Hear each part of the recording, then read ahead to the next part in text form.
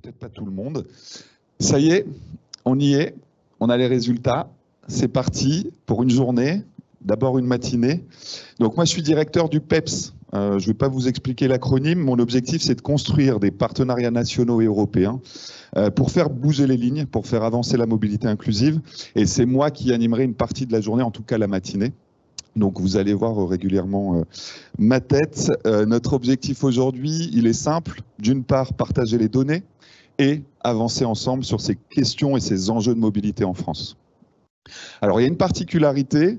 À partir de maintenant, nous sommes diffusés en simultané dans 10 régions en France, un peu partout, à Blagnac, à Chambéry, à Bordeaux, à Carhaix, à Strasbourg, à Digne-les-Bains, à Abbeville, à Caen et à La Croix-en-Touraine.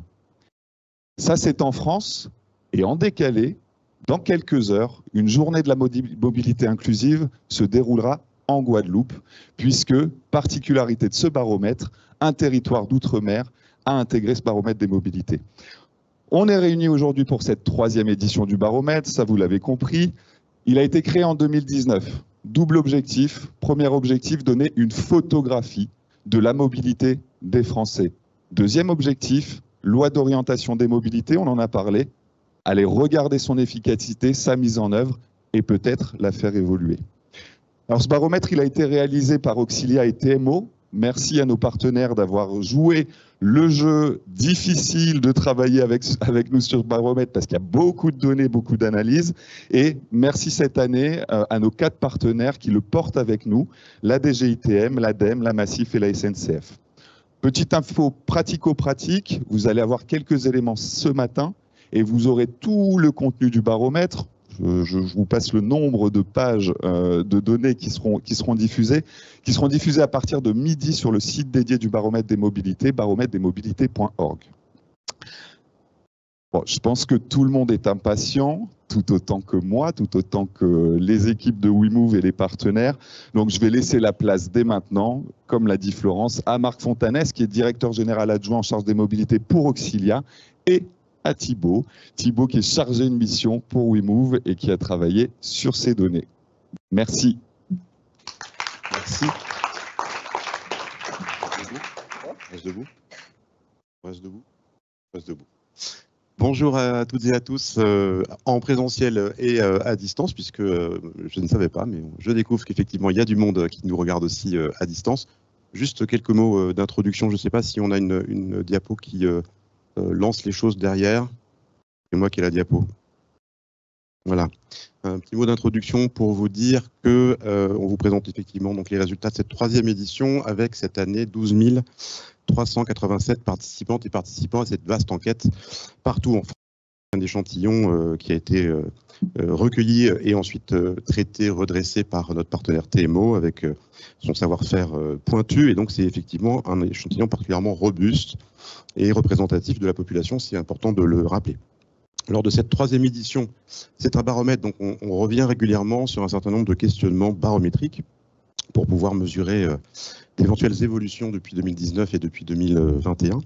Et on ajoute aussi à chaque fois de nouvelles thématiques. On enlève aussi des thématiques qui ne sont peut-être plus d'actualité. Il y a 2 ans, on avait beaucoup travaillé sur la crise sanitaire. C'était moins le cas, évidemment, cette année.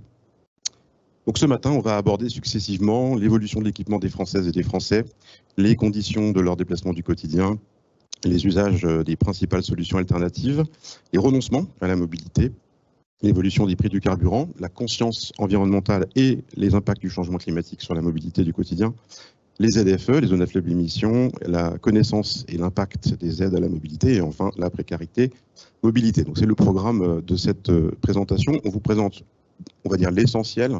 Effectivement, le rapport national fait 141 pages, j'aime bien le nombre de pages, et vous avez par ailleurs, ça fait combien 14 rapports régionaux qui sont également diffusés avec une sélection d'indicateurs spécifiques sur chacune des régions. Donc on va commencer par l'évolution de l'équipement des Françaises et des Français, et c'est Thibaut qui va vous en parler. Donc, bonjour à toutes et tous et merci Marc pour cette introduction. Moi je vais rentrer tout de suite dans le vif du sujet donc avec effectivement, merci, l'équipement des Français. Donc observons l'évolution de l'équipement des Français entre 2021 et 2023. Donc tout d'abord, ce qu'on peut noter, c'est que la voiture, bien évidemment, reste l'équipement majoritaire et son taux de possession stagne à 74%. À noter ici que pour la voiture, on a une baisse de la motorisation diesel au profit des autres motorisations, qu'elles soient essence, hybride ou électrique. En ce qui concerne le vélo, si son taux d'équipement plafonne à 29%, dans le même temps, on a une progression de son usage en mode principal qui prend presque 4 points. Il faut aussi souligner que 2 facteurs influent sur la propension à disposer d'un vélo.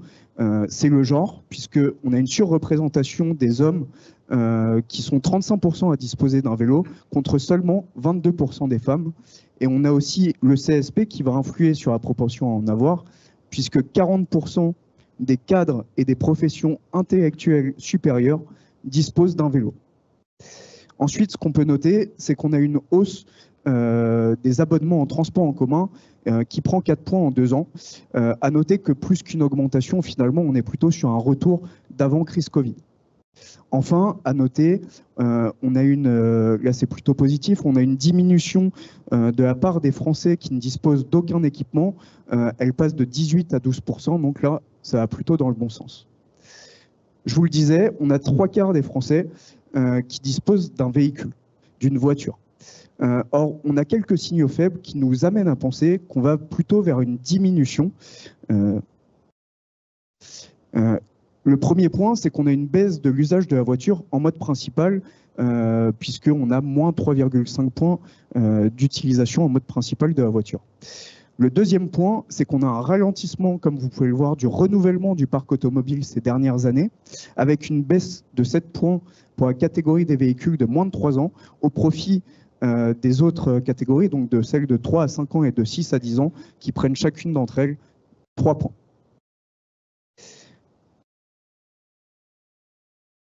Et enfin, dernier argument, on a un taux de motorisation donc, qui est stable, malgré une légère diminution de la possession du permis, qui perd 6 points en 4 ans. Et c'est notamment encore plus le cas chez les jeunes. Et bien évidemment, comme on le sait, on a une disparité, donc qu'elle soit effectivement en termes de tranche d'âge, puisqu'on a 61% des 18-24 ans qui sont sans permis de conduire, qui ont le permis de conduire, pardon, il y a une petite erreur, contre 91% chez les plus de 60 ans. De la même manière, on a une disparité qui est territoriale, puisque 91% des habitants des communes de moins de 20 000 habitants disposent d'un permis, quand c'est le cas de 78% des habitants des communes de plus de 50 000 habitants. En ce qui concerne le vélo, au-delà de l'équipement personnel en vélo, on a essayé de chercher à savoir quel était l'équipement du foyer en vélo adulte, qu'il soit utilisé ou non utilisé. Et donc, ce qu'on remarque, c'est qu'au-delà de l'équipement personnel, plus de la moitié des Français, 54% exactement, possèdent au sein de leur foyer un vélo en état de rouler. À savoir qu'un tiers des répondants disposent d'un vélo inutilisé en état de rouler. Donc, il y a vraiment un potentiel ici, des potentiels cyclistes à aller chercher. Voilà pour l'équipement.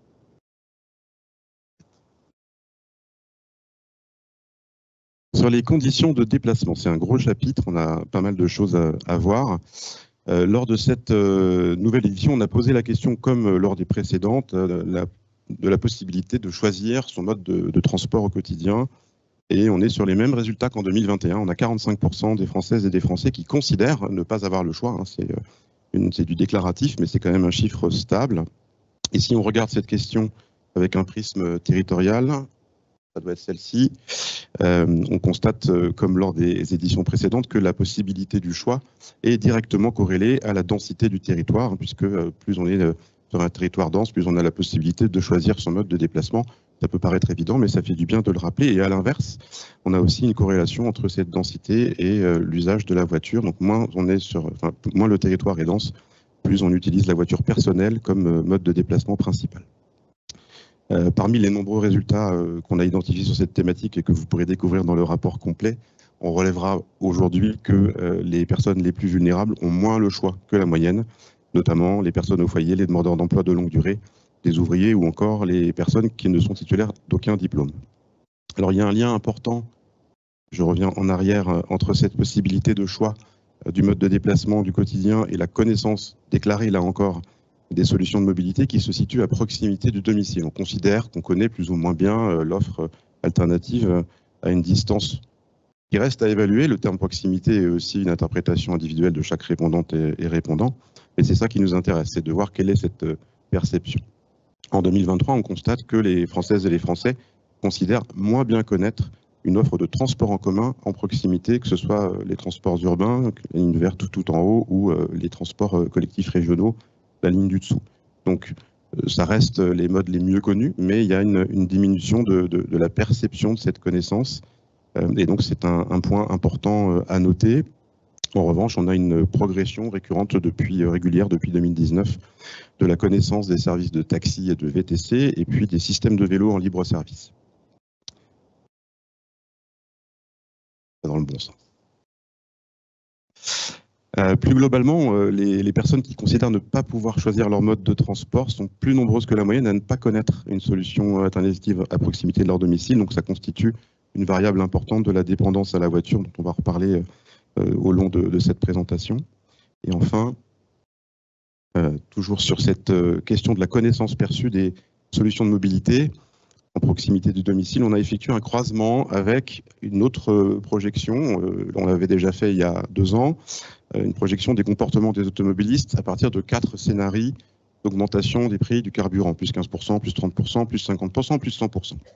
Là, on croise sur cette page ces 2 paramètres, connaissance perçue des solutions, comportement projeté en fonction des différents scénarios d'augmentation des carburants. Ce qui ressort, c'est que les automobilistes qui considèrent ne pas avoir d'autre choix que leur véhicule sont de fait les plus dépendants de l'usage de leur voiture. Donc c'est la barre jaune dans chacun des histogrammes.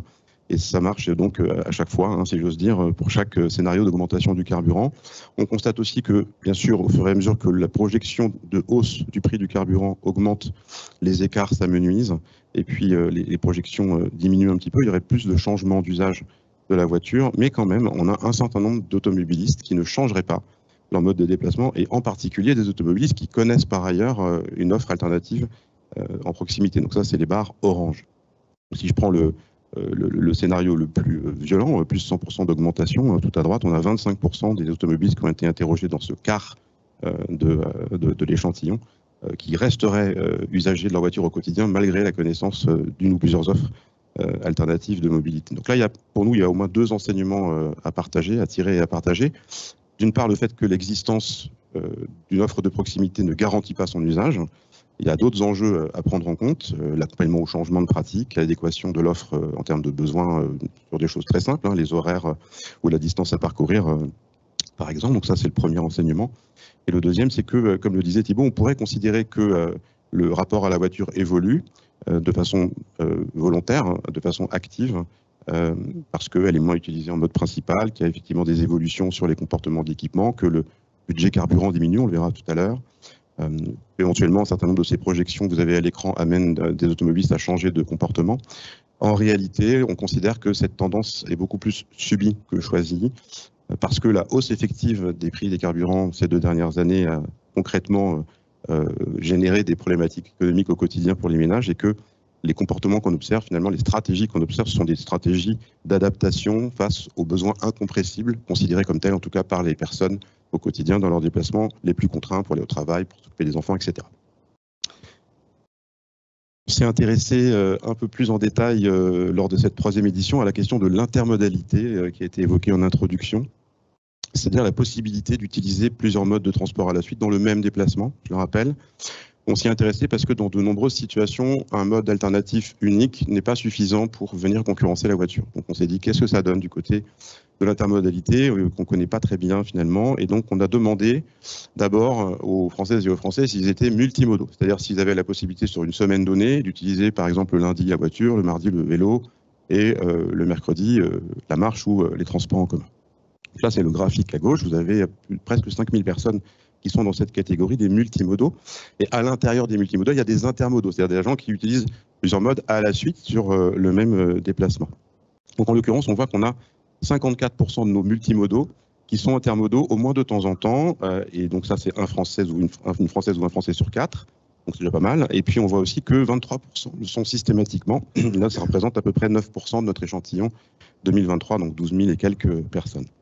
Et puis on constate enfin avec le graphique à droite que quand on passe à l'intermodalité, on a plutôt tendance à le faire régulièrement. Et ça, nous, on l'explique parce que le passage à l'intermodalité, ça nécessite un certain nombre d'efforts concrètement. Il faut comprendre comment marche le premier mode, le deuxième, etc. Éventuellement avoir plusieurs moyens, modes, abonnements, etc. Mais une fois que c'est calé, on est assez fidèle à ce système-là. Et par ailleurs, c'est vraisemblablement des trajets qui sont, pour le coup, assez concurrentiels de la voiture. Je termine sur ces pratiques d'intermodalité pour vous dire qu'elles sont articulées autour de 3 modes majeurs. La marche, c'est vraiment le premier mode dans l'ordre, qui donc est en vert sur l'histogramme. C'est aussi un mode important dans la suite des déplacements, mais c'est le premier mode utilisé. Les transports en commun, qu'ils soient urbains ou régionaux, le train, etc., sont le mode central de l'intermodalité. Il n'y a pas d'intermodalité sans transport en commun au cœur du dispositif, si je puis dire. Et on a aussi la voiture, qui est un des modes clés, un des 3 modes clés pour organiser l'intermodalité. Ça nous paraît intéressant. C'est une piste certainement à approfondir sur les territoires pour travailler sur des dispositifs de voitures plus serviciels que propriétaires, aller encore plus sur de la voiture partagée, des systèmes qui permettent de faire ce qu'on appelle le premier ou les premiers kilomètres, ou éventuellement le ou les derniers kilomètres. Et on va passer aux usages des solutions alternatives en 2023. Alors, dans ce chapitre, nous avons interrogé les répondants sur leur usage des modes alternatifs à la voiture thermique individuelle et notamment sur les éléments ayant incité les Français à les utiliser en 2023. Nous allons nous intéresser ici au covoiturage, à la marche à pied comme mode à part entière, au vélo, au transport en commun bien évidemment, et à la voiture électrique. Alors par gain de temps, je vais vous présenter les 4 premiers et je vous laisserai découvrir le rapport sur la voiture électrique qui est bien évidemment dans le rapport national complet que vous trouverez sur le site dédié. Donc commençons tout d'abord avec le covoiturage. Donc un Français sur 2 pratiquant le covoiturage le fait car il souhaite réduire ses dépenses. En termes de profil, on a plutôt un équilibre entre passagers et conducteurs pour le covoiturage. Et on a 2 sociotypes qui vont se distinguer ici. Ce sont ceux qu'on va dire qui sont aux extrêmes en termes d'âge et notamment de revenus, c'est-à-dire les plus précaires, les plus jeunes et les plus âgés, qui eux vont être beaucoup plus susceptibles d'être passagers parce que généralement ils disposent moins d'un véhicule individuel. Et on a de l'autre côté ceux étant plutôt dans la moyenne, c'est-à-dire plutôt des classes moyennes, aux revenus moyens, d'un âge moyen, qui eux vont être beaucoup plus susceptibles d'être conducteurs ou les deux, car ils possèdent généralement un véhicule. En ce qui concerne le vélo, pour les adeptes du vélo, la motivation principale est très claire, c'est la santé. En effet, la possibilité de se maintenir en bonne forme, en bonne condition physique, a incité 53% des cyclistes à utiliser ce mode. À savoir que ce levier, le maintien en forme, concerne surtout et principalement les Français vivant dans les espaces peu denses, puisque ces Français citent à 60% le maintien en forme comme motivation principale. Alors qu'à contrario, dans les grandes métropoles, ça va plutôt être la rapidité qui va primer. On voit aussi qu'on a le souhait de réduire ses dépenses pour un quart des cyclistes du quotidien. Concernant la marche maintenant, donc si les raisons incitant à l'utilisation de la marche sont bien évidemment nombreuses, ce qui arrive encore une fois en tête, c'est le maintien en forme. Et c'est notamment une raison qui est plébiscitée par les plus âgés parce que 71% des plus de 65 ans citent cette motivation comme étant la motivation principale, contre seulement 37% pour les 18-24 ans. On note également une pratique de la marche subie par les catégories de la population les plus précaires et notamment les demandeurs d'emploi et les personnes plus généralement sans activité professionnelle, alors qu'elle va être beaucoup plus plébiscitée et volontaire pour les habitants vivant dans les grandes villes. On a quelques signaux faibles qu'on souhaiterait encourager. C'est le fait de rendre la marche désirable, de rendre la marche comme un mode à part entière. Et donc, pour cela, il va falloir changer, bien évidemment, son image. Concernant les transports en commun, donc là, ça va ravir nos amis de la SNCF, puisque la motivation principale, en fait, c'est que c'est le moyen le plus rapide, tout simplement. 27% des utilisateurs, là on parle uniquement des usagers des transports en commun, 27% des utilisateurs donnent la rapidité comme la raison principale. Et c'est encore plus le cas en région parisienne, puisque 42% des franciliens citent cette raison comme la première motivation. A contrario, ce qu'on voit, c'est que les déplacements contraints en transport en commun restent tout de même majoritaires, que la contrainte soit budgétaire, puisque 26% des usagers déclarent que c'est le souhait de réduire ses dépenses qui est la motivation principale, ou que cette contrainte soit par manque d'alternatives, puisque ici, on a près d'un quart des Français, des usagers, qui déclarent qu'ils n'ont pas d'autres solutions.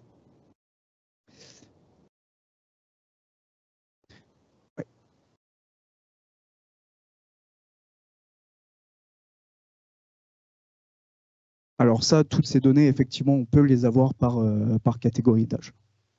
Je ne les ai pas en tête, mais effectivement, vous les retrouverez toutes.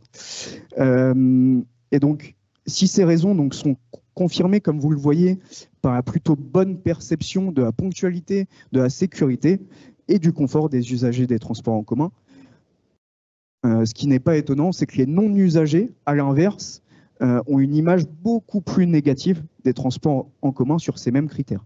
On a par exemple ici 66%, donc près des 2/3 des usagers qui mettent en avant la ponctualité des transports en commun, alors que 62% des non-usagers disent que les transports en commun ne sont pas ponctuels. On a les mêmes taux, par exemple, on a 71% des non-usagers qui nous disent que les lieux d'attente sont confortables, alors que les usagers disent disent à 50% que ces lieux d'attente sont confortables.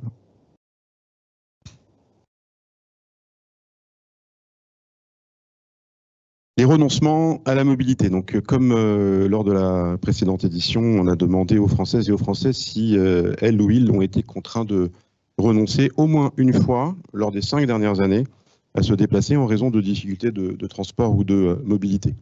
Alors, en 2023, c'est encore le cas. 40% des Françaises et des Français, au moins une fois, au cours des 5 dernières années, et ceux qu'il s'agisse de renoncer à aller voir ses proches, à se rendre à une activité de loisir, à un rendez-vous médical ou administratif, ou à se rendre à l'emploi ou postuler à un emploi. C'est les catégories qu'on a testées cette année comme il y a 2 ans. En 2023, sur la partie droite de l'image, près d'une Française ou d'un Français sur 4 a dû renoncer à se déplacer au moins 4 à 5 fois lors des 5 dernières années. Ça constitue quand même quelque chose de plus structurant et c'est un paramètre pour nous clé des questions de vulnérabilité et de précarité en matière de mobilité. Au sein de cette population plus en difficulté, on va retrouver bien sûr des catégories plus fragiles sur lesquelles un zoom sera proposé un peu plus tard ce matin ou cet après-midi. Les raisons de ces renoncements, elles sont essentiellement liées à la disponibilité et à l'adéquation d'une offre de transport autre que la voiture, notamment les transports en commun, et à des contraintes temporelles, d'organisation et financières.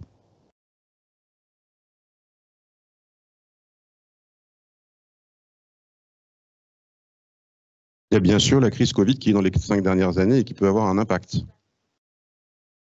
Non, on n'a pas évacué. Après, comme on avait déjà fait l'exercice il y a 2 ans, on est en capacité quand même d'estimer ce que ça représente pour les catégories particulières. Il y a des catégories CSP+, très aisées au niveau des revenus, etc., qui ont renoncé un certain nombre de fois. On sait très bien que ce n'est pas pour les mêmes raisons que les demandeurs d'emploi de longue durée, pour faire très simple. Donc, on a fait la distinction, évidemment. Mais il y a quand même un vrai sujet, une vraie tendance structurante qu'on ne découvre pas et voilà, qu'on travaille depuis 3 éditions sur cette question des renoncements au déplacement. Ce qui évolue à la marge, c'est les motifs, voilà, mais bon, ça reste quand même une vraie réalité. On constate aussi que les urbains, c'est peut-être contre-intuitif, les urbains sont plus exposés au renoncement que les ruraux. ou les habitants des territoires moins denses, pour le dire autrement, parce que ça englobe plus de gens, ça confirme que la disponibilité d'une offre alternative à la mobilité en voiture est déterminante dans la possibilité de maintenir une mobilité quotidienne contrainte, puisque dans les territoires moins denses, on est certes pour le moment plus dépendant de sa voiture, mais on peut aussi encore un peu l'utiliser quand on en a une ou quand on peut faire appel à des personnes dans l'entourage qui peuvent en mettre une à disposition. Et on va passer à l'évolution des prix du carburant. Effectivement, donc l'évolution des prix des carburants, on le sait, peut avoir un impact sur la précarisation des Français. Et on va commencer tout d'abord par donc les dépenses en carburant et son évolution entre 2021 et 2023. Ils ont plutôt baissé, donc entre 2021 et 2023. Les Français sont plus nombreux à avoir des dépenses de moins de 100 € et à l'inverse, moins nombreux à avoir des dépenses au-delà de 100 €. Alors effectivement, cela peut apparaître comme une bonne nouvelle, mais en fait, ce qu'on s'était rendu compte en 2021, c'est que en cas d'augmentation des prix, les Français, certains Français en tout cas, diminueraient beaucoup ou un petit peu, voire abandonneraient leur véhicule en cas de hausse de prix. Or, on a subi ces hausses de prix et donc le résultat est là, c'est-à-dire que les dépenses en carburant ont baissé parce que les Français ont dû s'adapter. Et face à cette augmentation, les Français les plus dépendants, notamment à la voiture, ont dû arbitrer entre renoncements, entre assumer des dépenses élevées en carburant au risque de basculer dans une grande précarité, et notamment en précarité carburant, voire certains Français ont dû rogner sur d'autres dépenses essentielles, et ça c'est d'autres études externes qui nous apportent ces données. Ils ont dû notamment rogner par exemple sur l'alimentation ou sur le chauffage. Donc dans le précédent baromètre, nous avions interrogé les Français sur leur comportement supposé face à une hausse de prix des carburants avec des scénarios de 15%, 30%, 50% et 100%, c'est-à-dire en cas de doublement des prix. Et ce qu'on a remarqué, c'est que entre le moment où on a fait le sondage de la deuxième édition du baromètre et le moment où on a fait la troisième édition du baromètre, en fait, entre ces deux laps de temps, on a eu une augmentation des prix de carburant de 16%. Donc là, aujourd'hui, on est en droit de se dire, on va pouvoir comparer le comportement réel des Français vis-à-vis de leurs projections d'il y a 2 ans. Et ce qu'on remarque finalement, c'est que ces projections, elles tombent juste finalement. On avait 47% des Français qui se disaient qu'en cas d'augmentation de 15% des prix, leur usage de la voiture personnelle n'aurait pas changé. Et dans la réalité, on trouve 45%. Donc finalement, entre projection et réalité, on est plutôt finalement au même niveau. Donc voilà, donc juste pour dire que ces projections, finalement, elles sont plutôt bonnes dans la réalité, apparemment en tout cas. Et donc, bien évidemment, on a reproduit les mêmes projections cette année, avec les mêmes scénarios, 15, 30, 50 et 100%. Et là, je vous présente un scénario. Vous pouvez retrouver encore une fois tous les autres sur le rapport complet. Ici, c'est le scénario de hausse de 30%. Donc, on a 37% des Français qui ne changeraient pas leur usage de la voiture dans ce cas-là, ce qui démontre l'incompressibilité de la dépendance à la voiture. Il en ressort au moins 2 enseignements. D'une part, une dépendance accrue à la voiture. Une explosion des prix des carburants n'aurait plus comme impact premier la hausse des renoncements partiels ou complets à la voiture. D'autre part, que les possibilités perçues d'alternatives ne seraient pas suffisantes. Et donc, on est en droit de se dire que pour les populations les plus vulnérables, cette dépendance subie présente une menace de précarisation. Sur ce sujet-là, on est un petit peu inquiet, parce qu'on a l'impression qu'on a atteint un plafond de verre. Le comparatif là, sur les 2 dernières années, il est intéressant, mais on sent que ça commence à ralentir très fortement. Et donc, la grosse question qu'on se pose, c'est effectivement, au-delà de la précarité, de la vulnérabilité. Il y a une classe moyenne basse qui commence à être touchée par ces problématiques. Et donc, on va en reparler tout à l'heure, mais voilà, c'est un sujet qui nous a pas mal occupé cette année dans les analyses.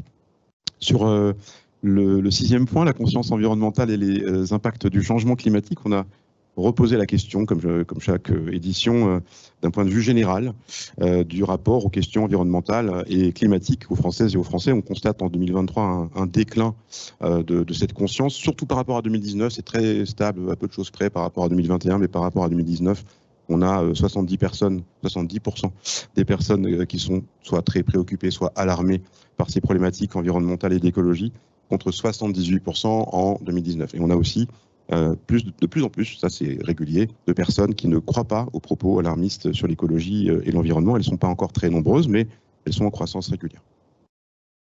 Alors, au-delà de la perception générale des problématiques sur l'environnement et sur le climat, on a souhaité en 2023 approfondir cette question avec de nouveaux questionnements, à la fois du point de vue de la mobilité, mais aussi compte tenu des événements climatiques concrets que de nombreux citoyens, de nombreuses citoyennes, de nombreux citoyens ont pu vivre ou suivre ces 3 dernières années. C'était un peu un pari, on ne savait pas très bien ce que ça allait donner.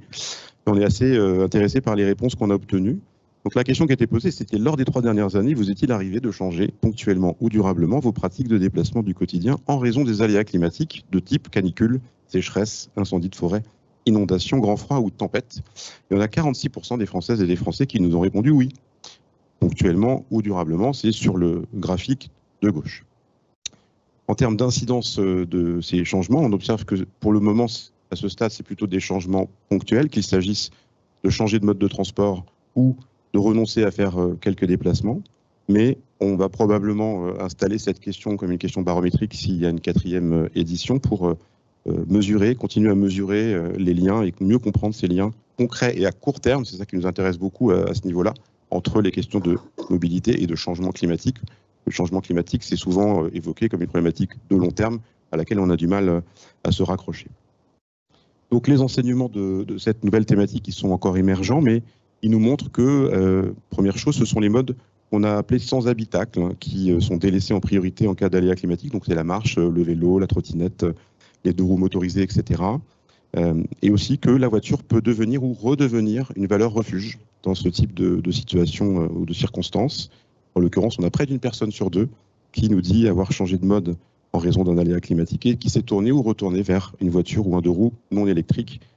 Ça reste un mode sans habitacle, vous me direz, mais c'est surtout des gens qui sont allés sur une voiture. Et par ailleurs, c'est plutôt le fait des hommes et des classes moyennes actives. On va passer aux zones à faible émission. Après la conscience environnementale, on va parler donc des zones à faible émission. Donc, on l'avait vu il y a 2 ans, en fait, on avait très peu de Français finalement qui connaissaient le terme zone à faible émission. Et là, on voit une progression en 2 ans puisque les personnes qui connaissent ce terme a plus que doublé. Passe de 23% à 47%. Mais bien que les Français connaissent de plus en plus ce terme, finalement, ce qu'on remarque quand on regarde et qu'on creuse un petit peu, c'est que près des 3/4 d'entre eux ne connaissent pas la réglementation qui réglemente finalement les ZFE, puisqu'on a même 58% des gens qui ne connaissent pas du tout la réglementation en question. Bien évidemment, on a des différences territoriales, mais elles ne sont pas si marquées que ça, parce qu'on le voit dans les communes densément peuplées qui seront potentiellement plus concernées finalement par la mise en place de ZFE. On est à 49% des Français dans ces territoires qui ont connaissance de ce terme, contre 40% dans les communes très peu denses. Donc là, finalement, la différence n'est pas tant marquée que ça. Surtout, quand on regarde finalement les habitants des métropoles régionales comportant entre 200 000 et 1,5 million habitants, on voit que finalement cette connaissance n'est pas forcément meilleure, puisqu'on a 41% d'entre eux qui ne connaissent pas le terme ZFE, alors même qu'ils vont être impactés et sont majoritairement des automobilistes. Merci. Alors, qu'est-ce que feraient les Français s'ils devaient traverser une zone à faible émission? Quand on les interroge sur leur comportement, on voit que 21% des Français envisagent de renoncer à ce déplacement. Près d'un quart d'entre eux ne seront pas concernés, et un quart d'entre eux à peu près devront changer de véhicule pour pouvoir continuer à se déplacer. Enfin, on a 1 personne sur 5 qui se déplacera avec une autre solution de transport. À noter ici, et ce qui est peut-être le plus marquant, c'est les 13% de Français qui prendraient le risque de circuler sans être en règle. À savoir qu'on a de manière prépondérante ces deux options chez les ouvriers qui renonceraient à 29% et frauderaient à 18%. De la même manière, chez les personnes ayant des dépenses en carburant supérieures à 150 €, on aurait 19% de personnes qui frauderaient. Donc là, il y a vraiment un sujet sur la fraude et sur les alternatives potentielles à ces véhicules polluants. Lien avec la question des aides à la conversion notamment, et la connaissance et les impacts de ces aides, on a intégré là encore une nouvelle série de questions en 2023 qui nous semblait essentielle pour mesurer la connaissance, mais aussi les phénomènes de non-recours à une échelle quantitative nationale. Pour la petite histoire, on a fait l'exercice de façon qualitative dans des zones sous ZFE, mais on voulait vérifier la même chose à l'échelle nationale. Et c'est assez édifiant. On a sur la question des aides à la conversion, donc vers un véhicule moins polluant, que ce soit une voiture ou un vélo, un constat très clair. Elles sont mal connues, très mal connues, en manque de visibilité. On a 77% pardon, des Françaises et des Français qui les connaissent plutôt mal ou très mal. Et le site primealaconversion.gouv.fr n'est connu que de 31% des répondantes et des répondants. Et donc il est logique de fait que seulement 8% des personnes qui ont été interrogées lors de cette édition ont bénéficié concrètement de ce type d'aide. On a également 5% de personnes qui ont tenté, mais qui n'ont pas obtenu cette aide.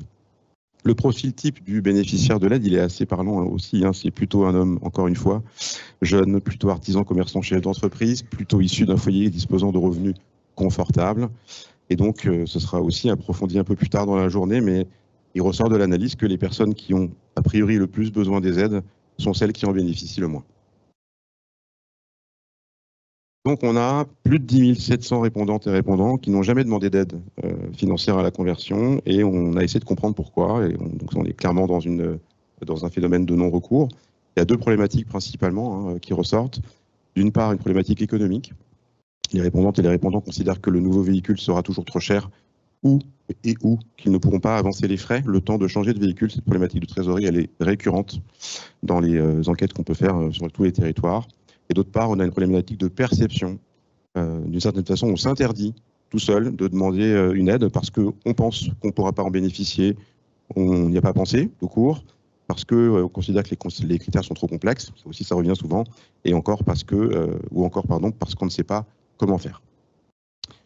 Et enfin, c'est pas beaucoup mieux du côté des actifs, puisqu'ils ne sont que 1 sur 5 ou 1 sur 5 à savoir ce qu'est le forfait mobilité durable, et 30% à bénéficier soit de ce forfait, soit d'une autre forme d'aide de l'employeur. Pour cette population active, là, il y a aussi un enjeu, bien sûr, mais il se situe à la fois sur l'information, la valorisation de ce type d'aide, comme les aides qu'on évoquait juste avant, mais aussi, bien sûr, un gros sujet sur la sensibilisation et la mobilisation des employeurs. Et donc, je vais terminer par la précarité mobilité. Donc ça, c'est sans doute le chiffre que vous attendez tous.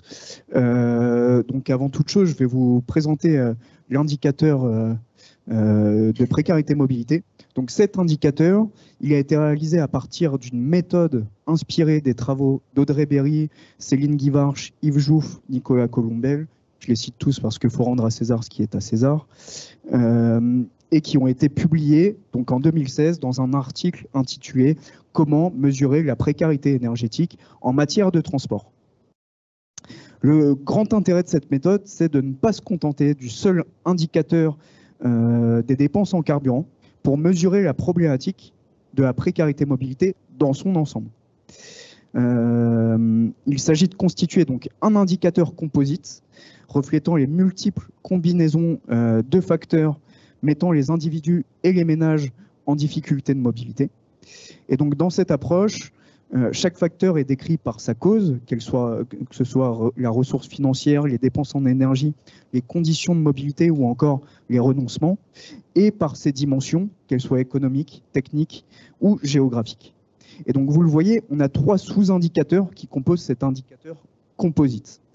3 sous-indicateurs qui sont calculés et repris dans le tableau affiché à l'écran, où vous voyez, par exemple, pour la précarité carburant, sont les petites croix finalement qui vont définir les facteurs qui définissent finalement ce sous-indicateur.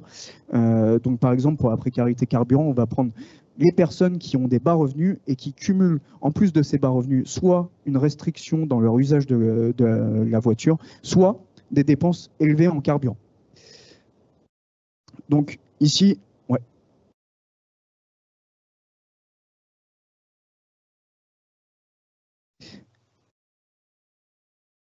Alors, oui, c'est une question de budget carburant. Alors, plus que ça, c'est qu'en gros, on va regarder, on va définir quels sont les Français à bas revenus.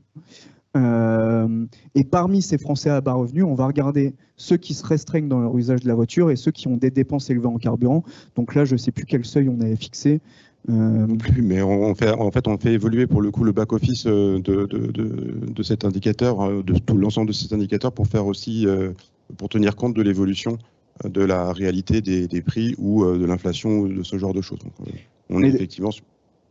Mais dans l'absolu, c'est un peu comme voilà, l'efficacité énergétique, c'est un peu le même sujet, c'est-à-dire quelle part du budget total est affectée aux dépenses en carburant.